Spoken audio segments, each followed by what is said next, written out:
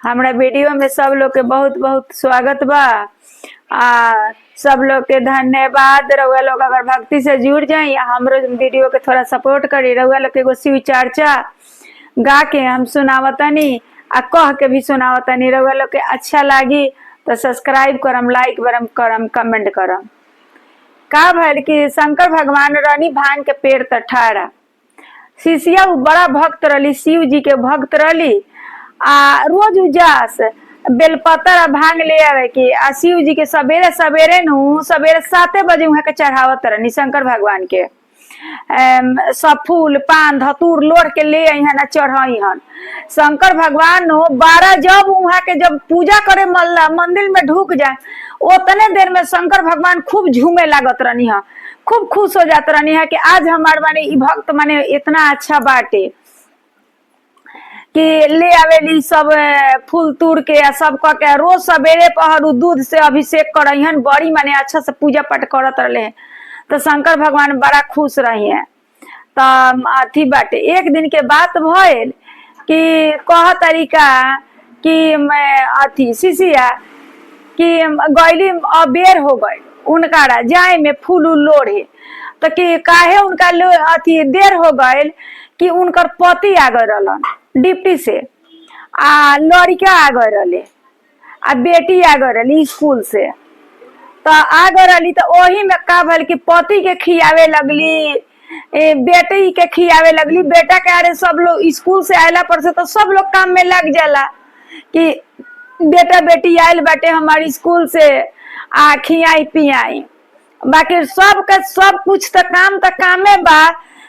भगवान के जेकरा के रौरा करतानी रोज रौरा पूजा पाठ उन करो आस लागो रहला के टाइम पर हमरा के आई है त गईली तूरे त कहनी कि अच्छा आज आवत तारी हमर शिशिया तो बढ़ते बारी आ हम अथी हमारू भक्त शिशिया दोनों है कि आज हम रहतनी ये ठाड़ आवत तारी त उनका से हम पूछतनी कि ऊ जरूरी बा कि हमू जरूरी बनी। इतना बेर हो गइल 12 बज गइल ना आइली अभी तक ले।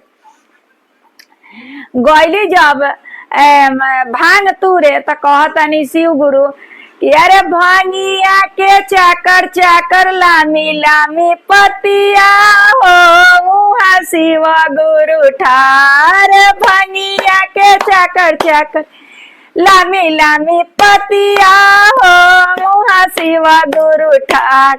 हाथा वाला फाई भंगिया तुरा तारी हो शिवजी पूछो तनी बात। कहाँ लगौलू अतना देरिया हो काहे भइले अतना देर।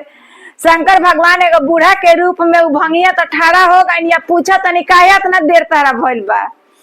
तो ये कहतरी आ गईले पति परमेश्वर हो में गईनी अझुराइया गईलन बेटा हमर सरमन हो में गईनी अझुराई।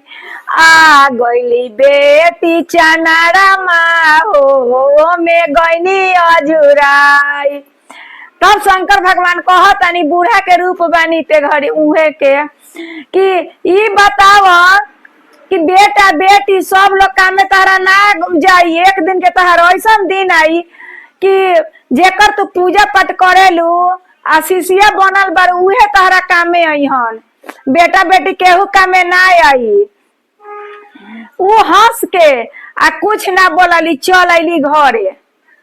चल अली फिर अपन सब साज बाज लेके शंकर भगवान के मंदिर में गईली पूजा पाठ कैली। पूजा पाठ कैला के बाद में जब वो मर गईली तब वह शंकर भगवान पर बात पूछतनी कि मुहावा में अगिया जब पड़ गईले हो गुरुजी हंसे नीठा ठाई। कहाँ गईलन पति परमेश्वर हो कहना लिहलन बचाई। अब तोहरा के पति परमेश्वर के बोलावा काहे ना तारा के बचा लेलन ह। फिर कहतनी शंकर भगवान आधा शरीरिया जब जोर गईले हो गुरुजी हंसे नीठा ठाई। कहाँ गईलन बेटा तोहर सरमन हो कहना लिहलन बचाई। कहाँ गईली बेटी चनारमा हो कहना लिहली बचाई। कि अब तोहर बेटा श्रवण कहाँ गइलन, बेटी तोहर चनरमा कहाँ गइली, तू तो हमरा पूजा में लेट करत रहलू हा, तू मंदिर ना आ पावत रहलू हा उन लोग के चलते। अभी तो तहरा के हम ही बानी काम देवेला। तो ऐसे घर के काम तो काम बा, लेकिन भगवान के भी सेवा हमनी के हाथ से जरूरी बा। पति के जगह कुछ और जगह बा, बेटा के जगह कुछ और जगह बा, पतोह के जगह कुछ और जगह बा, लेकिन भगवान ला भी एगो टाइम निकालल जाला। अगर हमार गीत और शिव चर्चा लोग के पसंद पड़ी तो भक्ति से जुड़ जाई। सब्सक्राइब कर तो मत भूलम, तनी हमरा वीडियो के सपोर्ट करी, लाइक भी करी, कमेंट करी। धन्यवाद।